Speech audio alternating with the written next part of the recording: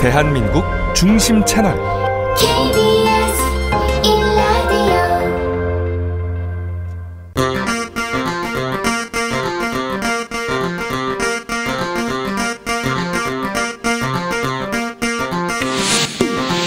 주진우 라이브 스페셜.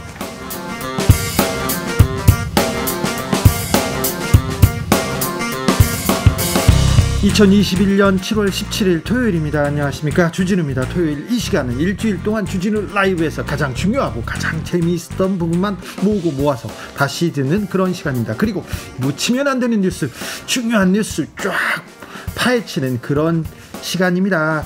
자, 토요일의 기자 반짝반짝 빛이 납니다. KBS 김비치라 기자 모셨습니다. 어서 오세요. 네, 안녕하세요. 이번 주에도 어김없이 토요일에 왔습니다. 네. 일주일치 방송을 다 들은 것처럼 핵심만 쏙쏙 뽑아서 왔습니다. 그렇지, 그래야죠. 자, 김비치라 기자와 함께 하고 있습니다. 이 방송 영상으로 만나보실 수 있습니다. 네, 라디오 말고요, 유튜브에서 주진우 라이브 검색하셔도 영상으로도 함께 하실 수가 있습니다. 김비치라 기자는 그냥 오지 않습니다. 선물도 챙겨오는 따뜻한 사람이죠. 네, 또 청취율 조사 기간이기 때문에 그러니까, 기념해서 특별 선물을 가져왔는데요. 더 많이 줍니다. 어떻게 받으실 수 있냐? 네. 본방사수 인증 퀴즈를 맞히시기만 하면 되는데요. 방송 잘 들으시다가 이제 퀴즈가 나오면 정답 보내시고 햄버거 세트를 받아가실 수가 있습니다. 삼복도에는 햄버거예요. 그렇죠. 네, 햄버거가 햄버거입니다. 제격입니다. 네, 퀴즈 언제 정답 어디서 나올지 모릅니다. 근데. 그렇습니까? 네, 퀴즈 정답 어디로 보냅니다. 네, 카카오톡 플러스 친구에서요, 주진우 라이브 검색하시고 친구 추가하신 다음에 갑자기 나오는 퀴즈 잘 듣고 있다가 바로 정답 보내시면 햄버거 세트 모바일 쿠폰을 보내드리도록 하겠습니다. 코로나의 폭염에 고생이 많습니다. 그래가지고 저희가 넉넉하게 마음 담아가지고 준비했으니까 얼른 오세요. 그리고 또 조금만 노력하시면, 조금만 정성을 들이면 이 햄버거 세트 받기 어렵지 않다는 꿀팁도 전해드립니다. 네. 자, 김비치라 기자가 준비한 뉴스 브리핑부터 시작하겠습니다. 네, 이번 주에도 빠뜨리면 안 되는 뉴스를 엄선해 왔는데요. 네. 첫 번째 소식은 이 층간소음 때문에 살인 난다는 얘기와 관련된 겁니다. 진짜 공감하는 사람들 많습니다. 솔직히 공감합니다. 그래요? 저희는 정말 층간소음 때문에 이사까지 간 경험이 있거든요. 그래요? 겪어보신 분들은 아마 다 아실 거예요. 견뎌내는 방법 자체는 이사를 가는 것밖에 없더라고요. 제가 아는 분도, 제가 이렇게 집에 방문을 했는데 야구 방망이로 천정을 때리고 있더라고요. 벽을 때리고. 왜 그러냐고 했더니 너무 이 감정의 골이 이렇게 쌓아가지고 굉장히 점잖으신 분이에요. 굉장히 점잖으신 분인데 벽을 야구 방망이로 때리고 있더라고요. 그래서 이 갈등을 어떻게 해서 할 수 있을까 생각을 하는 사람들 많아요. 고민하는 사람들 많습니다. 그렇죠. 근데 우리가 통상적으로는 왠지 새로 지어진 아파트들은 뭔가 이렇게 방음제 같은 것들이 잘 돼 있어서, 잘 돼 있어야죠. 층간소음 좀 줄어들지 않았을까, 줄어들었어야죠. 그런 기대를 하고 입주하기 마련인데요. 당연하죠. 저희가 좀 조사를 해봤더니, 새로 지은 아파트들에서 층간소음 민원 때문에 수백 건의 민원들이 입주하자마자 동시다발적으로 터져서 고통받는 아파트들이 최근에 많았고, KBS가 취재를 해보니까 그 이유가 입주민들의 어떤 생활 습관이 아니라 다른 데서 밝혀진 안타까운 소식이 있습니다. 다른 이유가 있다고요? 뭐지요? 일단 저희가 경기도의 한 아파트를 예로 들어서 취재를 좀 해봤는데요. 새 아파트 입주를 하자마자 이 층간소음 민원이 관리사무소에 100건이 접수가 된 거예요. 100건이나? 이건 그러니까, 문제가 있네요. 구체적으로. 그렇죠. 한 층에서 주민들 간의 어떤 다툼 때문에 또는 예민해서 생활 습관 때문이가 아니라 동시다발적으로 일어나서 해결이 되지 않아서 벌써 이사를 간 집도 있는 거예요. 벌써요? 그래서 저희가 KBS에서 좀 측정을 해봤더니요. 실제 방금 말씀하신 것처럼 아랫집이나 윗집에서 뭘 하고 있는지, 위층에서 수저를 떨어뜨려도 아래층에서 수저가 떨어졌구나, 변기물을 내려도 변기에서 물 내렸구나라는 거를 바로 소리만 듣고 알 수 있을 정도의 소음이 계속되고 있었습니다. 이거 문제네요. 큰 문제입니다. 그런데 정부에서 이거 집을 지을 때, 아파트를 지을 때 이 정도 규격은 맞춰라, 이 정도 기준은 맞춰라, 이렇게 가이드라인을 긋지 않습니까? 그래서 감사원이 원천적인 이유를 찾아서 감사를 벌이다가 보니, 네? 바로 방금 말씀드린 민원이 동시다발적으로 일어난 이 새로 입주한 아파트가 2019년에 감사를 해봤더니 층간소음의 법적 기준을 넘긴 상태로 지어진 아파트라는 것이 확인이 됐던 겁니다. 그러니까 그 층간소음에 대한 대비가 없이 잘못 지어졌다는 거죠. 네, 그리고 이제 일단 하나를 설명드리면 지금까지 우리나라에서 지어진 모든 아파트들은요, 층간소음 사전 인증제를 받아서 지어지고 있었습니다. 층간소음 사전 인증제. 그러니까 정부에서는 나름대로 규격을 맞춰가지고 지으라고 했는데, 근데 감리나 뭐 감사를 통해서 도장을 찍어줬으니까 이게 만들어졌을 거 아니에요. 층간소음 사전 인증제, 이름은 그럴듯한데요. 여기서 사전이라는 단어에 주목을 하셔야 되는 게 우리가 층간소음이 일어나지 않기 위해서 기본적으로 바닥에 넣는 구조체가 있다고 하는데요. 예? 이 구조체를 넣고 각 건설사마다 잘 시공을 했는지, 그런 부분들을 아파트가 지어질 때 검사를 해야 되는데, 이 사전 인증제는 뭐냐면 그 구조체를 만드는 업체 자체가 KS 마크가 있는지 없는지만 인증이 되면, 그게 다예요? KS 마크 받은 걸 갖다 쓰면 오케이, 층간소음 패스, 이렇게 하고 바로 인증을 해주는 거예요. 이게 다라고요?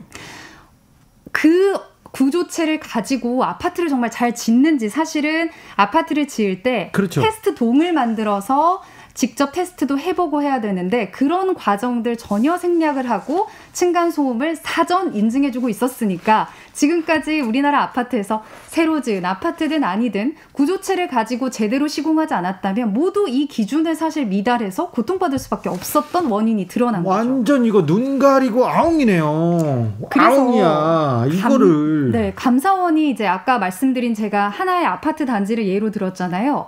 그 아파트 단지가 어떻게 해서 이런 기준이 부실한지 드러났느냐. 2019년에 감사원이 자, 그러면 우리가 LH와 SH공사에서 지은 아파트들을 좀 몇 가지 표본을 가지고 좀 조사를 해보자. 예? 실제 드디어 측정에 감사원이 대신 들어간 겁니다. 감사원이 들어갔어. 실제 측정을 해봤더니 16개 단지, 19개 단지를 조사했는데 6개 단지 만여 세대가 이 층간소음의 기준을 넘고 지었고, 입주민은 거기서 계속 살고 있는 것이 드러난 겁니다. 아니, 그럼 감사원에서 문제점을 포착했으면 이거 주민들한테 알리고 이거 다시 지으라고 하거나 아니면 대책을 강구하라고 이렇게 지시를 했어야 될 거 아닙니까? 감사원이 주민들한테는 알리지도 않았습니까? 주민들에게 알리지 않았을 뿐만 아니라 저희 KBS 취재가 시작되고 취재를 한 지금까지도 이 아파트가 어디인지는 LH와 SH에서 절대 공개를 하지 않고 있습니다. 공개하지 않는다고요? 지금 이 KBS 송병훈 기자가 감사원에서 이런 감사를 했다라는 사실을 확인을 한 다음에 자체적으로 석 달간 취재를 해서 해당 아파트들이 어디인지 취재를 했지만, 이 취재진이 가기 전까지도 입주민들은 우리 아파트 왜 이러지? 새로 지었는데 왜 이러지? 라는 의문만은 갖고 고통을 받고 이미 이사를 간 아파트 주민들까지 있다는 거죠. 감사원도 그리고 LH, SH도 지금 이해가 안 됩니다. 물론 입주민들은 아파트값 떨어지니까 쉬쉬할 수도 있어요. 그렇지만 이 잘못된 것은 잘못됐다고 말을 하고 고쳐야 될 거 아닙니까? 감사원 말입니다. 감사원, LH 말입니다. SH 말입니다. 그런데 층간소음 사전 인증제 요것만 믿고 엉망으로 지어서 지금 층간소음에 고통받는 다른 아파트 많을 것 같아요. 네, 일단 앞서 이제 말씀드린 거를 좀 부연 설명을 해드리자면, 그 문제의 감사원이 이번에는 정말 이거 말도 안 된다. LH, SH에 그럼 해당 입주민들에게 뭔가 사후적으로 대책이라도 마련해라. 이렇게 얘기를 했더니 네. LH와 SH가 자, 피해 대책 세우겠다. 2019년 당시에 이야기를 했습니다. 그런데 이번에 저희 KBS가 취재를 해보니까 그 대책이라는 것이 무엇이냐. 네. 식탁이나 책상 다리에 이렇게 끌 때 소리가 잘 안 나도록 한 1,000원 정도면 살 수 있는 동그란 스티커가 있어요. 헝겊 스티커. 네. 끝에 붙이는 거. 그걸 입주 선물로 나눠줬던 게 전부고요. 그게 대책이라고요?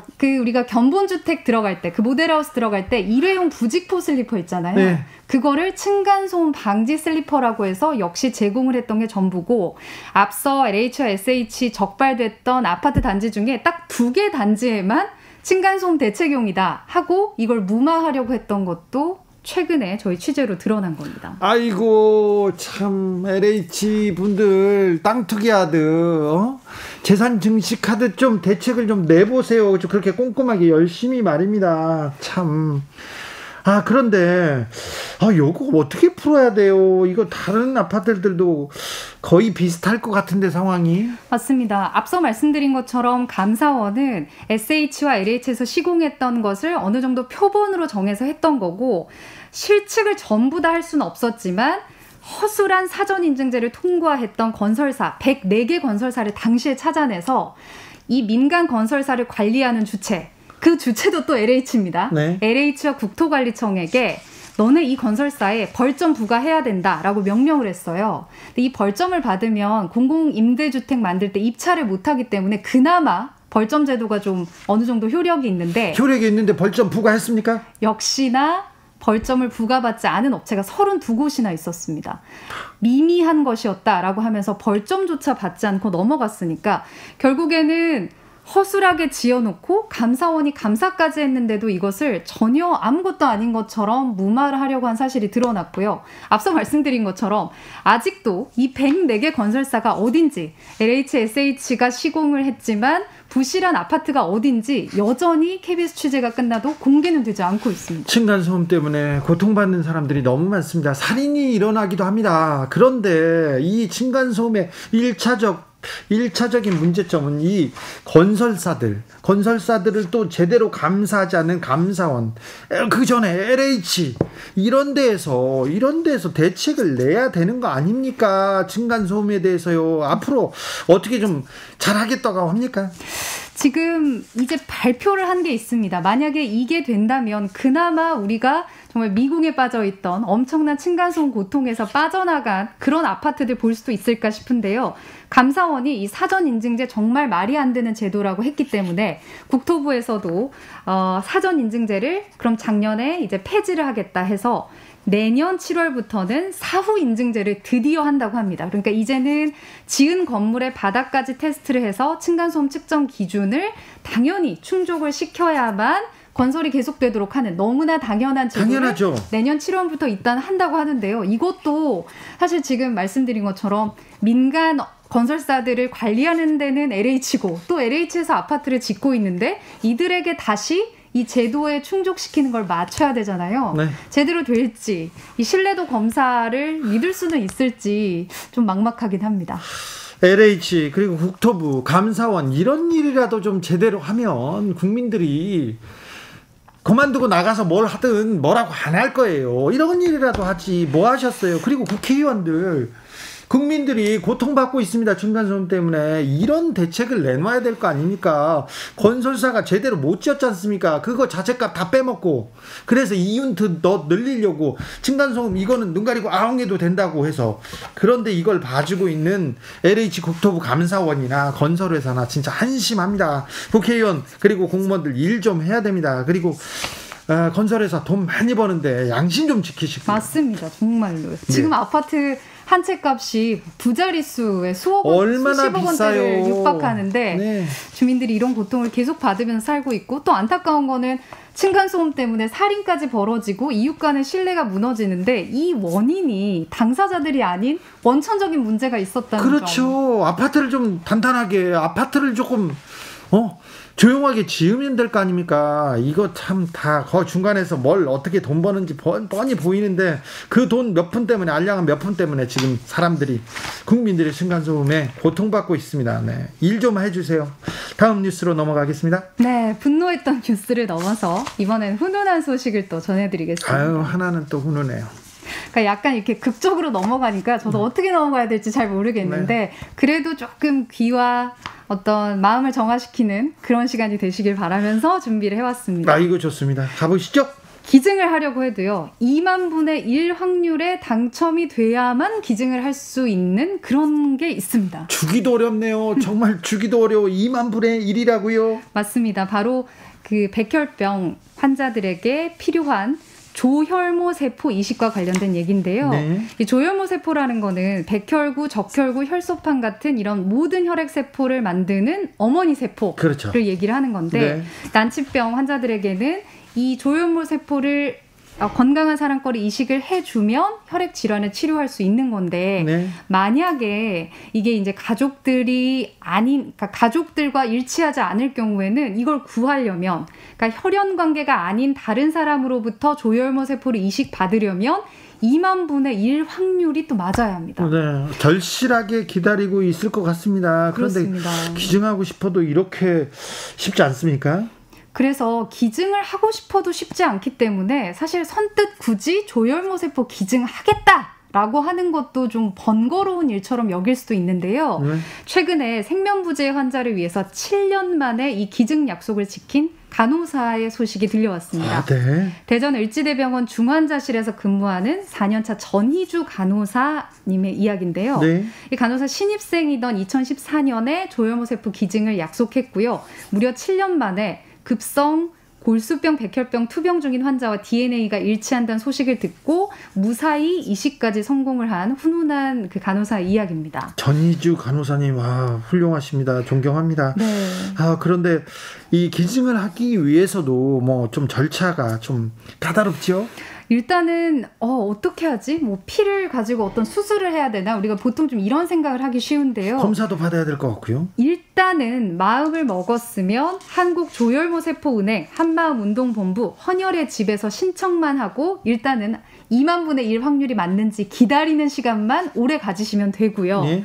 물론 정밀 유전자 검사도 해야 되고 딱 그 기증자가 나타났을 때 내 몸도 건강해야 하니까 건강관리를 해야 하지만 일단은 맞는 사람이 나타나기만 하면 3일 정도 주사를 맞고 시간 내서 피를 주기만 하면 네.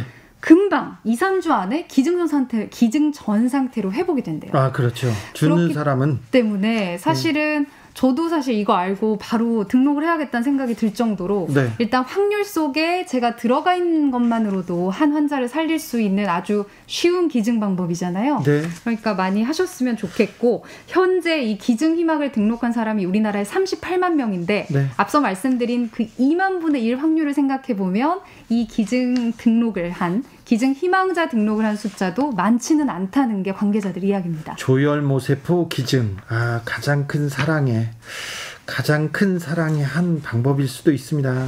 2만 명이 나를 기다리고 있다 이렇게 생각해도 뭐 무리가 없을 것 같은데요. 네. 전희주 간호사님 매우 훌륭하십니다. 존경심이 마구마구 솟아납니다. 이런 분들이 많아서 그래도 우리 사회가 좀 아름답게 밝게 이렇게 흘러가는 것 같습니다. 네, 아주 훈훈한 소식 하나 전해드리니까 마음도 편하네요. 네, 이런 뉴스 전해드리고 싶어요. 여러분께서는 지금 주진우 라이브 스페셜을 듣고 계십니다. 주진우 라이브 스페셜.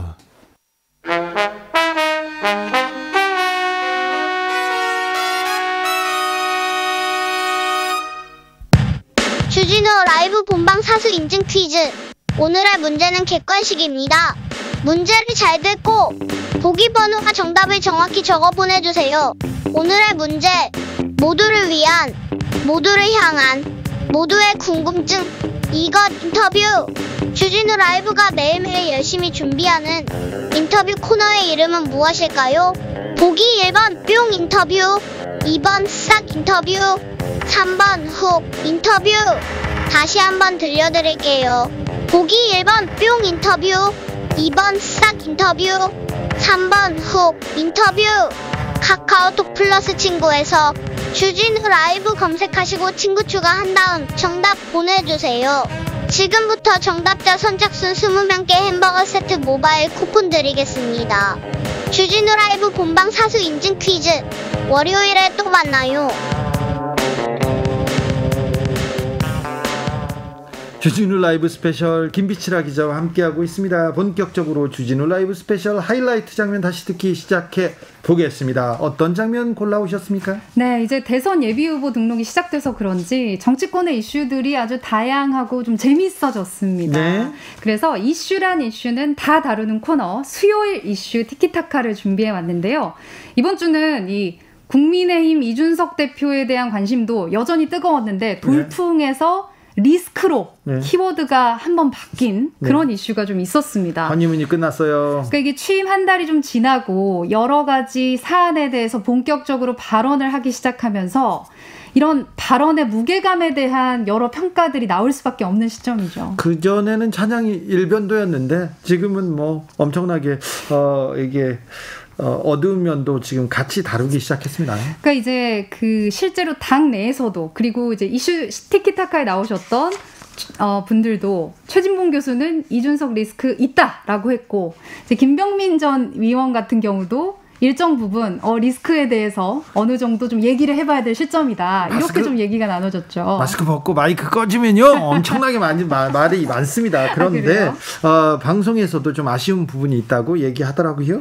네, 아무래도 이제 정치인 개인으로서의 어떤 견해들을 밝힐 때의 이준석과 당대표로서의 얘기는 무게감이 다른데 이번에 재난지원금 관련해서도 얘기를 하거나 아니면 뭐 통일부나 여가부 폐지와 관련된 얘기들도 워낙에 이준석 대표가 강력하게 얘기들을 계속 던지다 보니까 네. 요거 지지율 하락에 오히려 리스크가 된다. 이런 얘기들을 당 내에서도 이제 하시는 분들이 나오기 시작하셨죠. 이준석 대표가 대표 자리를 꿰차는데 가장 큰 영향이 뭐였냐면 여러 방송에 나와서 이준석이 거침없는 언변으로 여기까지 왔는데 그 언변이 그 말들이 이제 자기를 좀 잡고 있어요. 그런데 이준석 대표가 경험이 그렇게 많지 않고 그리고 중진 의원들을 다 이렇게 아우를 수 없어서 몇 가지 던지는 얘기에 대해서 처음에는 뭐 다 예쁘다 좋다 이렇게 얘기하다가 지금은 조금 이거 아닌데 이런 얘기가 많이 나오는 것 같습니다. 그래서 이준석 대표는 김종인 비대위원장이 할 때는 뭐라고 안 하고 왜 내가 하면 뭐라고 하니 이런 식으로 좀 불만이 있나 봐요. 그러면서 계속해서 자기 방식대로 적극적으로 방송에서 인터뷰를 하고 있습니다. 그게 더 좀 논란이 되는 것 같은데 이준석 대표의 말을 막지는 못할 거예요. 그렇다고 해서. 그렇죠. 그리고 이제 워낙에 이제 대선 전국으로 넘어가다 보니까 입당 한 사람, 할 사람들에 대한 취재진과 언론의 관심도 뜨거워서 당대표의 어떤 하나하나에 대한 이슈들에 대해서 답을 해야 될 시점도 많을 텐데 그때 또 한마디들이 그렇죠. 주목을 끌 수밖에 없는 상황이에요. 그리고 지금은 이제 대권 주자들로 하나하나 이렇게 세력이 나뉠 텐데 그 사람들은 당대표의 어떤 말 하나가 자기네들의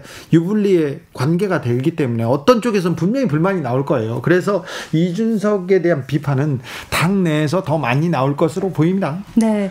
그리고 이제 이번 주에는 뭐 윤석열 전 총장의 대변인을 잠시 했었던 이동훈 전 조선일보 논설위원이 Y와 관련된 이야기를 해서 Y 공장을 던지면서 좀 뜨거웠는데 좀 말이 안 돼요. 그러니까 이게 여야 얘기가 지금 다르고 계속 바뀌고 있죠. 저희 그 이슈 티키타카에서도 김병민 전 비대위원장은 이거 공작이라면 빨리 밝혀야 된다라고 얘기를 했지만 최진봉 교수는 이거는 개인이 위기에서 벗어나기 위해서 Y를 언급한 거다. 예. 여러 가지 얘기가 있었고 또 여기에 대해서 이준석 당대표도 여러 가지 입장을 좀 번복하고 지금 이 시점에서는 관련해서 뭐 당 차원에서 조사를 한다거나 또 이 얘기는 또 쏙 들어간 상황이란 말이죠. 사라졌어요. 그리고 지금 이동훈 전 조선일보 논설위원이 골프채 세트를 받은 건 아주 오래전이고요. 그리고 창고에 갖다 냈다는 거 아닙니까? 그리고 경찰에서 입건해서 수사한 거는 지난달이고 이번 달에 무슨 문제가 생겼어. 그러니까 5월에 입건됐고 6월에 경찰 수사가 그 바깥으로 이제 흘러나왔는데 그러니까 선후 관계도 지금 이동훈 전 논설위원의 논리와 맞지 않아요. 그래서 정치권에서 이 대선 때만 되면 이런 공작 얘기가 나오는데 이번에 공작은 조금 실패다 이렇게 생각이 됩니다. 아니 골프채를 받았잖아요. 받아서 집에 창고에 갖다 놨잖아. 그런데 빌린 거라고 계속 얘기하고 있어.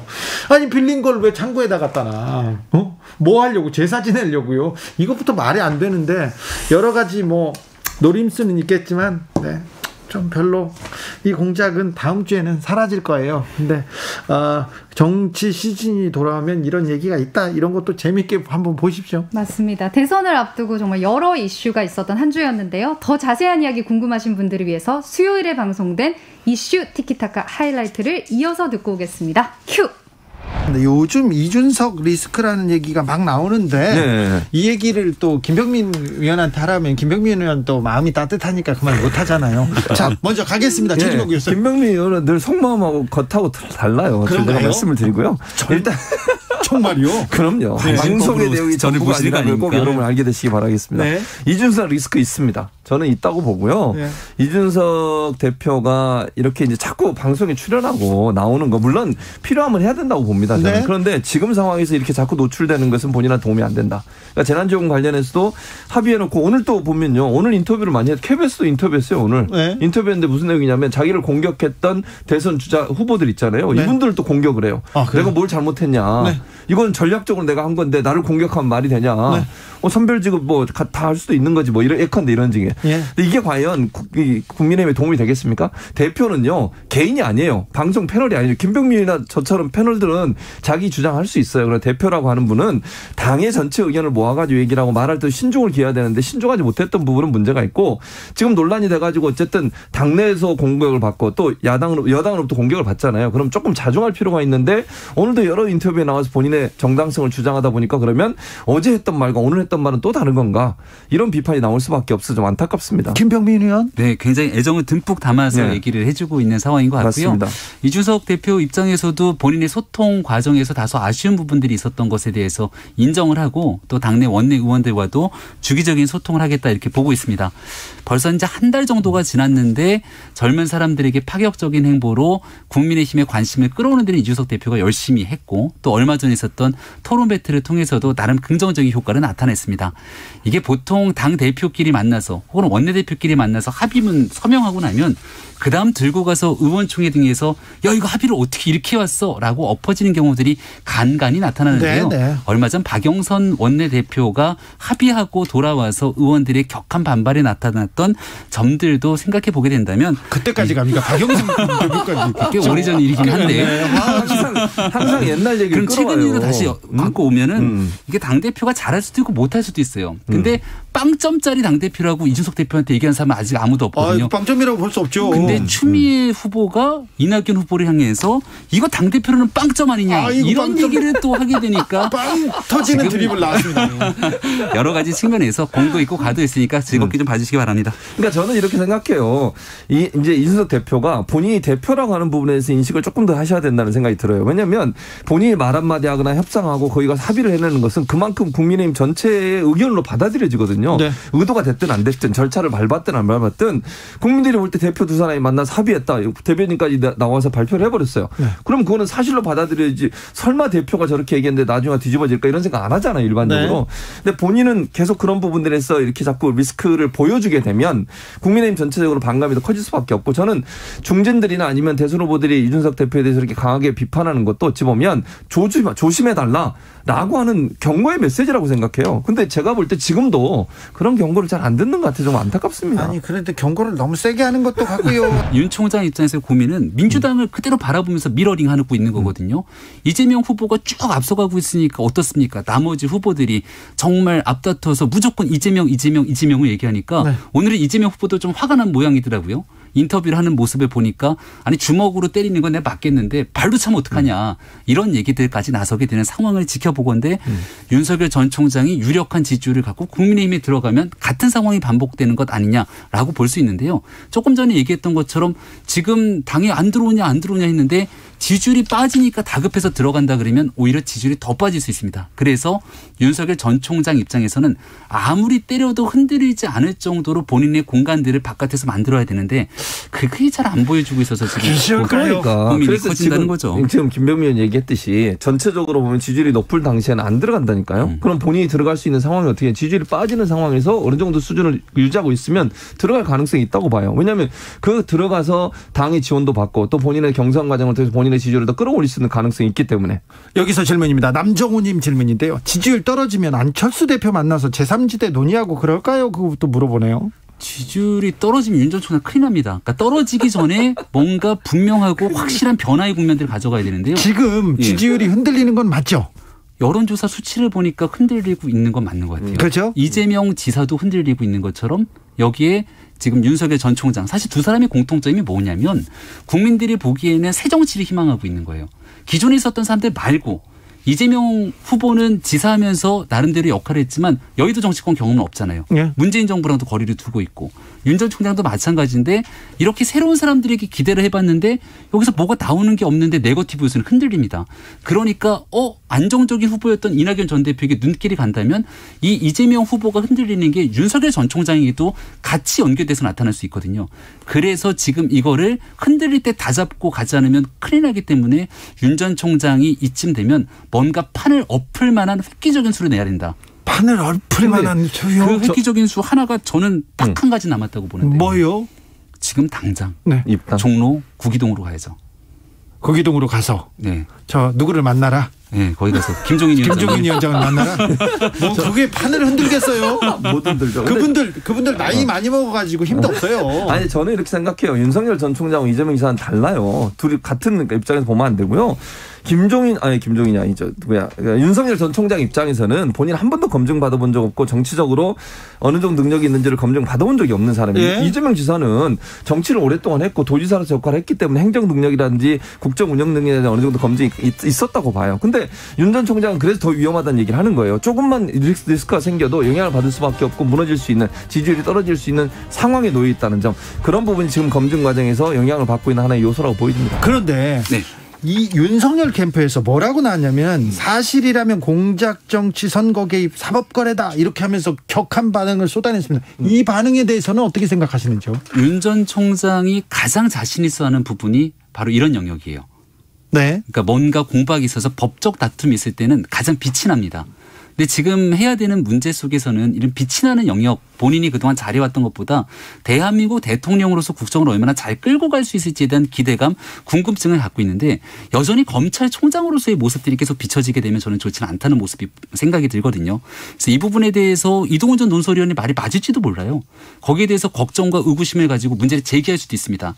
하지만 그런 방식 속에서 전 검찰총장의 모습이 짙게 보이네 라고 만약에 정리가 되게 되면 윤 전 총장이 대선 캠프 과도에도 큰 도움이 되지 않기 때문에 여기에 대해서는 조금 상황을 지켜보고 오히려 지금 가고 있는 윤석열이 듣는다.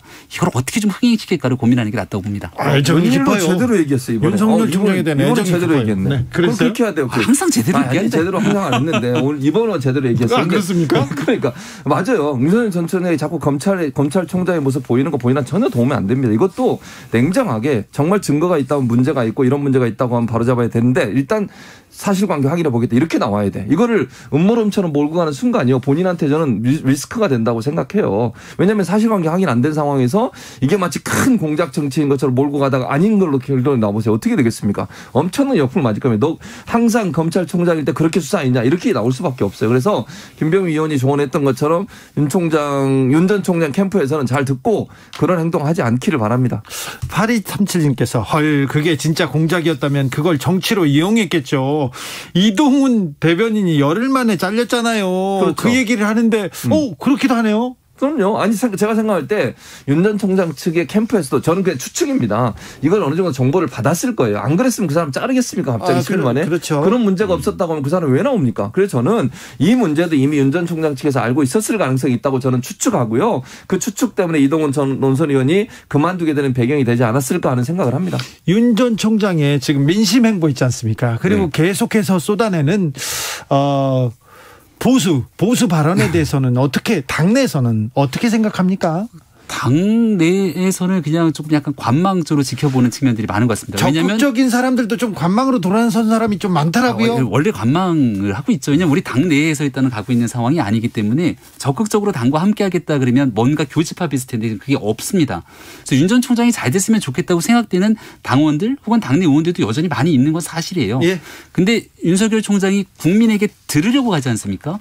근데 얼마 전에 도봉구에 있는 부동산에 갔는데 듣는 것보다는 윤 전 총장 메시지가 더 많더라고요. 네. 얼마 전에 왜 오세훈 시장 서울시장 선거 때 젊은 청년들이 우르르 와서 마이크 잡고 유세하고 연설하지 않습니까? 기획해서 하면 그렇게 안 나와요. 국민들이 진짜 답답해서 새로운 국가 지도자에게 하고 싶은 울분의 얘기들이 많을 텐데 그걸 진짜 들으려고 하는 날것의 메시지들이 집중해야 되거든요. 윤 전 총장 캠프 분발해야 됩니다. 뭐 저는 거기도 동의해요. 그러니까 오늘 웬일로 윤 전 총장에 대해서는 제대로 얘기하시네 김병민 의원이. 맞는 얘기예요. 그러니까 거기 가서도 본인이 더 말을 많이 해요. 제가 보면서 답답했어요. 그러니까 들어야 되고요. 그분들이 목소리로 문제를 제기해야 돼요. 본인이 자꾸 뭐 이거 집값 올랐죠? 얼마 올랐습니까? 그 메뉴 보면서 내가 좋아하는 메뉴가 많은데요. 술 한잔 하면 좋을 것 같은데 뭐 이런 얘기를 하시더라고요. 근데 그게 도움이 안 돼요 사실은. 그러니까 그분들이 현재 상황의 어려움들을 본인의 입으로 얘기하도록 만드는 것이 도움이 될 텐데 그렇지 못하고 본인이 너무 말을 많이 해. 그 부분은 반드시 고쳐야 될 부분이라고 저도 생각합니다. 그렇습니까? 예. 본인이 말을 많이 합니까? 네, 본인이 말을 많이 해요. 투머치 토커. 그렇습니까? 최진봉 교수 말하는 겁니까? 두 분이 잘 맞으시겠는데요. 네. 성공회대 신문방송학과 최진봉 교수 그리고 김병민 국민의힘 전 비대위원과 함께한 하이라이트 부분 함께 듣고 오셨습니다. 김비치라 기자 이슈 티키타카 이거 풀버전 제맛입니다. 그렇습니다. 유튜브나 팟캐스트에서 주진우 라이브를 검색하시고요. 7월 14일 수요일 1부에서 2부까지 이어 들으시면 되고요. 인터뷰 클립이 따로 준비되어 있으니까요. 골라서 들으실 수가 있습니다. 여야 패널들이 나와서 각 당의 이야기를 전하는 그런 방송 코너 많습니다. 그런데 이슈 티키타카가 가장 뭐라고 할까요? 가장 핵심에 가깝고 그리고 가장 그 당의 얘기를 그리고 그 당의 주장을 잘 전해주지 않나 이런 생각 해봅니다. 코너 클립 따로 준비됐다니까 좀 들어보세요. 주진우 라이브 스페셜 김비치라 기자와 함께하고 있습니다. 이 방송 영상으로도 만나보실 수 있습니다. 네, 라디오뿐만이 아니라 유튜브에서도 주진우 라이브 검색하시고 함께해 주시면 됩니다. 반짝반짝 빛나는 김비치라 기자 만나보실 수 있습니다. 다음 장면은 어떤 장면입니까? 네, 주진우 라이브에서는요, 이제 대선 출마 선언한 후보들 한 분 한 분과 이야기를 나눠보고 있는데요. 이번 주에는 이낙연 더불어민주당 의원과 함께 이야기를 좀 나눠봤죠. 민주당 대선과도 본격적인 레이스 시작됐습니다. 그런데 1강이라고 불리어지는 이재명 지사에 대한 견제가 심각했어요. 심각했다고 하는 게 아니라 심했죠. 그렇죠. 그러자마자 반등 효과를 이낙연 전 대표가 딱 받았어요. 그래서 이낙연 대표가 좀 뜨니까 여기저기서 이번에는 이낙연 전 대표한테 견제구를 던지기 시작합니다. 그래서 마구 두들겨 맞다가 주진우 라이브에서 얘기를 하기 시작했어요. 그날 재밌었어요. 그러니까 이게 지지율이 주춤했다가 조금 네. 정말 지지율 오른 지 이틀밖에 안 됐는데 그걸 못 참아서 이렇게 공격을 하냐? 이렇게 또 이렇게 엄중한 목소리로 네. 얘기를 하시니까 되게 강력한 분이구나 네. 느꼈습니다. 이낙연 대표는 이게 목소리가 이렇게 중저음이지 않습니까? 네, 사실 정치인에게는 목소리도 되게 중요하잖아요. 네. 물론 이제 이낙연 대표의 경우에는 노잼이다. 그 목소리 때문에 네. 좀 그런 평가를 듣기도 하지만 네. 뭔가 좀 키워드가 있는 얘기를 엄중하게 던졌을 때는 네.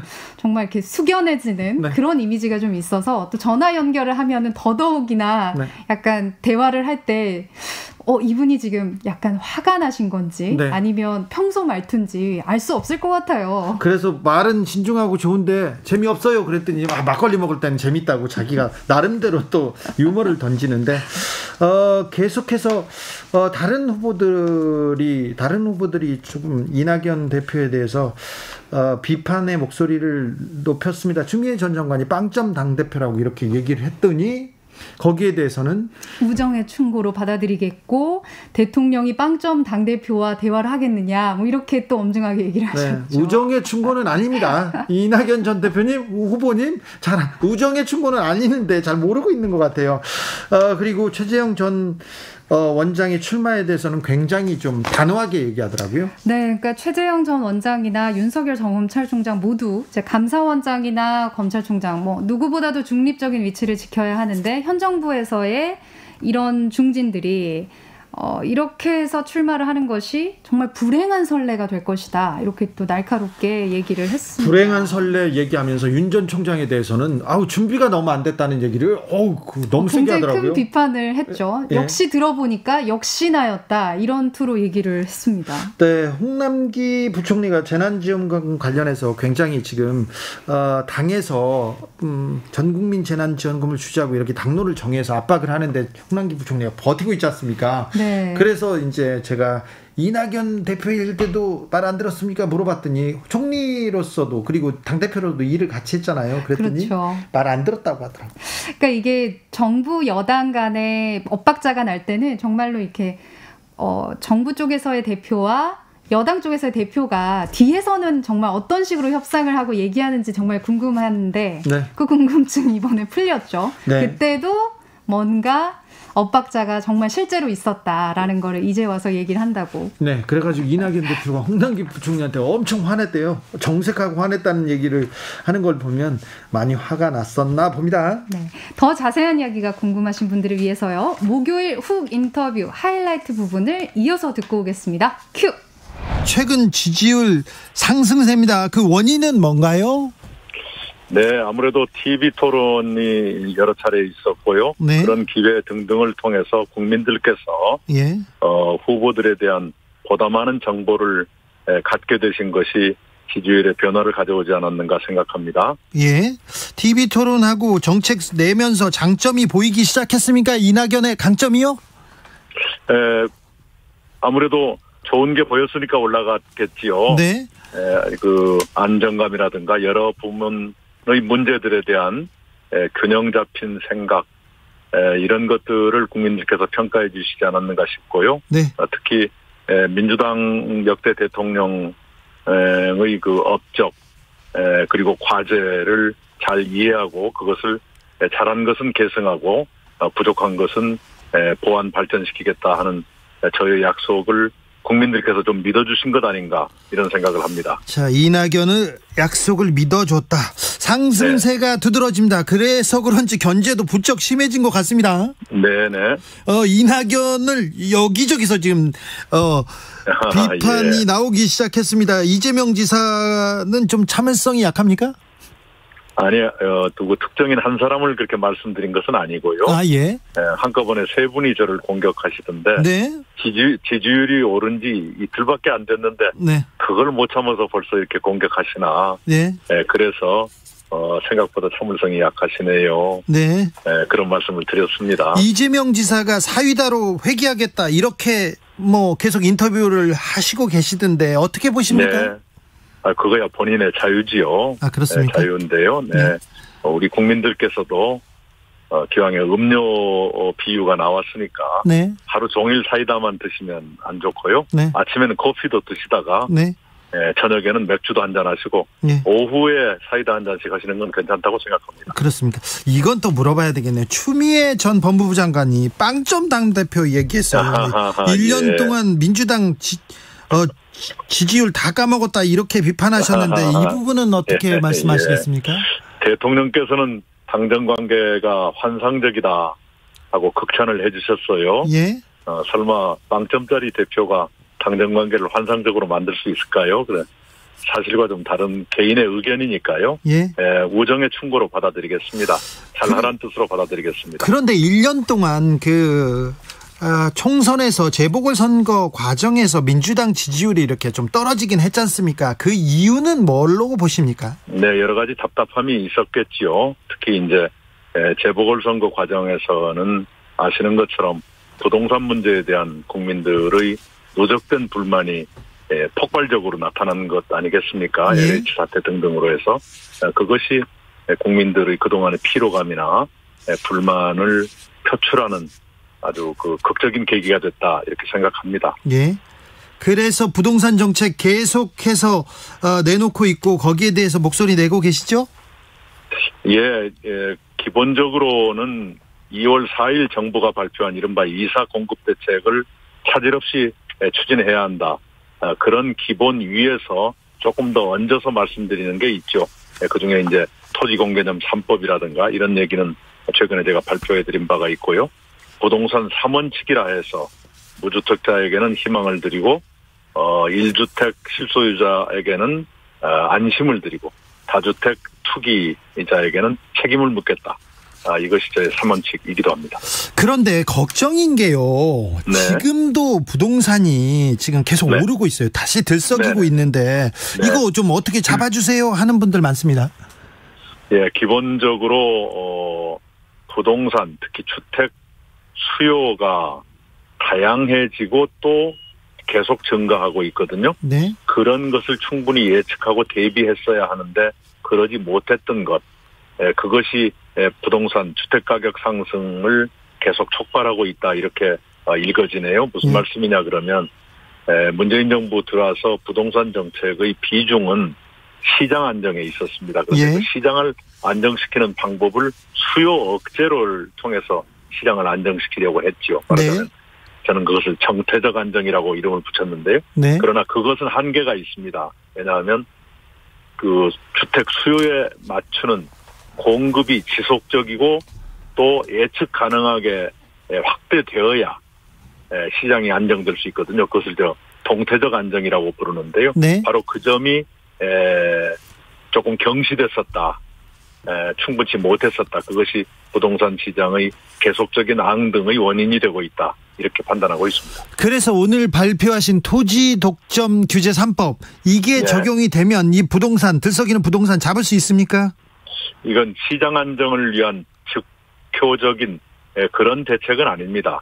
토지의 독과점 현상이 너무 심하기 때문에 네. 이것은 안 되겠다. 그것은 좀 억제할 필요가 있다 하는 대책이죠. 근본적인 대책이네요. 네네. 예를 들어서 개인이 가지고 있는 토지 그 상위 10%가 77% 정도 가지고 있을 거예요. 그리고 법인 소유 토지는 상위 10%가 92%를 가지고 있습니다. 예. 그런데 토지 가격이 오를 때는 언제 오르느냐 그러면 국가가 국민 세금으로 그 토지의 인프라, 도로나 다리를 놓는다거나 개발을 한다든가 이럴 때 토지 가격이 오르는데 말하자면 국민 세금 덕분에 토지 가격이 오르는데 네. 그 오른 가격은 개인이나 법인 호주머니에 들어가거든요. 예. 이것은 정의롭지가 못하죠. 예. 그래서 토지공개념 3법이란 것은 택지 소유 상한제, 토지 초과이득세 그리고 지금도 시행되고 있는 개발이익 환수제 거기에 대한 부과금, 가산금, 세금 이런 것을 조금 더 강화해서 거기서 생기는 돈으로 무주택자들에 대한 주거복지를 확충한다든가 국가 균형 발전에 쓴다든가 이렇게 하겠다 하는 것이 제가 낸 법안의 취지입니다. 9437님께서 엄중낙연님 화이팅입니다. 얘기합니다. 여전히 목소리 엄중하시고 엄중하신 목소리가 최고 강점입니다. 목소리를 좋아하시는 분이네요. 아이고 이거 뭐 목소리가 바꿀 수도 없고 큰일입니다. 네, 목소리 좋습니다. 김우성님은 이낙연 너무 꼼꼼해가지고 추진력 떨어진다고 하던데 좀 물어봐 주세요. 얘기합니다. 네, 우리 대한민국은 굉장히 성숙한 나라입니다. 그래서 문제가 복잡하고 그 문제의 해결 또한 굉장히 노련해야 합니다. 네. 네, 꼼꼼해야죠. 우리 자동차에 비유하자면 리어카 예. 가 고장나면 아무나 고칠 수 있죠. 그러나 고급 세단이 고장나면 아무나 고칠 수가 없습니다. 예. 우리 대한민국은 자동차에 비유하자면 아주 비싼 고급 세단 같은 그런 사회가 돼 있고 예. 그런 사회의 고장난 문제는 노련한 수선공이 고쳐야 됩니다. 엄중한 이낙연이 잘 고칠 수 있다 이거죠? 네네. 아주 경험이 많고 예. 꼼꼼한 사람이 고치는 것이 더 사고가 없을 겁니다. 시행착오가 있어서는 안 되기 때문에. 네, 경험 많고 꼼꼼하고 엄중하고 다 좋습니다. 그런데 중산층을 70%로 높인다 이런 파격적인 해법을 내놨는데 이거는 현실적으로 가능할까요? 예. 지금은 중산층이 57%인데요. 예. 10년 전에는 65%였습니다. 네. 그러니까 70%로 올린다는 목표를 가지고 노력하면 불가능한 것은 아닙니다. 네. 노르웨이가 71%, 덴마크가 68%거든요. 네. 지금 57%는 위험수입니다. 어떻게든 좀 더 키워야 되고 10년 전 65% 선보다 더 올려야 한다. 이렇게 생각합니다. 우리나라 분들은 내가 중산층이다. 중산층을 포함된다고 하면 제가요 얘기합니다. 당신 부유층이야. 그럼 제가요 다 이렇게 얘기하는데. 예. 그 이른바 주관적 중산층, 내가 중산층이라고 생각하는 그 비율도 많이 떨어져 있습니다. 예, 그렇죠. 예, 네네. 그래서 그것을 다시 회복하는 그 중산층, 실제로 중산층도 더 두텁게 해야 되고 국민들의 중산층 의식도 회복해드려야 되는 네. 그런 과제가 있습니다. 네. 야권으로 좀 눈을 돌려보겠습니다. 최재형 전 감사원장이 네. 감사원장을 그만둔 지 17일 만에 국민의힘에 입당했습니다. 이 행보에 대해서는 어떻게 보시는지요? 네, 이미 예상됐던 길이긴 합니다만 그러나 굉장히 불행한 선례가 될 것이다 라는 우려는 말씀드립니다. 예. 감사원과 검찰은 대한민국의 국가기관 중에서 가장 중립적이어야 하는 기관인데 그 기관의 최고 책임자가 정치를 위해서 임기 중간에 그걸 떨치고 나왔다. 그것으로 감사원의 중립성에 대한 국민의 신뢰를 금가게 했다. 이것은 굉장히 불행한 일이죠. 예. 감사원장의 중립성에 대한 국민의 의심을 만들었기 때문에 후배들 훗날 감사원의 미래를 위해서 굉장히 불행한 일이 됐다. 이렇게 생각합니다. 이건 전직 검찰총장한테도 그대로 적용되는 말이죠? 그렇습니다. 그렇습니다. 윤석열 전 총장이 출마 선언 후에 여러 발언, 여러 행보를 보이고 있는데 좀 우려할 만한 점이 보입니까? 네, 대단히 준비가 부족하시구나 하고 생각합니다. 어떤 점에서요? 예, 그동안에 나온 말씀들이 굉장히 그 전문성이 없는, 예. 도대체 국정에 대해서 조금 더 공부를 하셨더라면 말할 수 없는 거친 말들이 계속 나오거든요. 네. 그건 정부에 대한 미움이나 이런 걸 자극하려는 목적 이외에는 다른 의도가 보이질 않습니다. 네. 그러나 미움을 자극해서 정치를 하려는 건 그건 오래가기가 어렵습니다. 네. 특히 제가 우려하는 것은 평생을 검사나 판사만 하신 분들, 이 국정을 다 책임지는 최고 책임자가 되는 데는 좀 우려가 있죠. 왜냐하면 검사나 판사는 평생을 매사를 볼 때 유죄냐 무죄냐 이렇게만 보실 텐데. 그렇죠. 나쁜 사람들을 네네. 많이 봤죠. 네네. 국정이라는 것은 꼭 그렇게만 되는 것은 아니거든요. 네. 네네. 그래서 그 점에서는 조금 국민들께서도 우려를 하실 것이다. 이 점을 본인들이 감안해서 준비를 더 갖추어 주시는 것이 좋겠다. 이렇게 생각합니다. 윤석열 캠프에 이동훈 전 대변인이 여권의 정치 공작을 주장하고 나섰어요. 네네. 갑자기 주장하고 나섰어요. 이 부분은 어떻게 보고 계신지요? 우선 그런 게 있다면 소상히 밝히는 것이 본인의 의무입니다. 네. 본인이 언론인으로서 해서는 안 되는 금품 관련 그 혐의를 때문에 예. 그 대변인에서도 그만두게 된 것 같은데요. 네. 그것을 호도하기 위해서 공작서를 만약 제기했다 그러면 그건 더 큰 문제가 되고요. 예. 만약에 공작설이 사실이라면 사실대로 밝히십시오. 예. 밝혀야 그게 바로 잡아질 것 아니겠어요? 알겠습니다. 만약 밝히지 않고 그런 말만 하는 건 또 다른 공작일 가능성이 있습니다. 네. 김득주님께서 최재형, 윤석열 다 이거 현 정권의 업보입니다. 이렇게 얘기합니다. 네, 그 점이 아쉽습니다. 네. 그런데 역으로 지금 야당은 얼마나 인물이 없길래 현 정부 사람들을 이렇게 죄다 구워다 쓰는가. 네. 그렇게도 볼 수 있겠다. 이런 생각을 합니다. 아, 그렇기도 하네요. 네. 자, 전 국민 재난지원금 지급을 민주당에서 당론으로 정했습니다. 네. 그런데 홍남기 부총리가 계속해서 좀 반대하시는 것 같습니다. 네. 네. 이 부분은 어떻게 생각하시는지요? 우선 좀 민망해요. 당정 간에 합의를 했는데 네. 여당이 그걸 다시 뒤집었다. 네. 여야가 합의를 했는데 야당이 다시 뒤집었다. 이 국민들 고통 앞에서 여야가 지금 뭘 하고 있는지 예. 참으로 딱하고 송구스러울 뿐입니다. 네.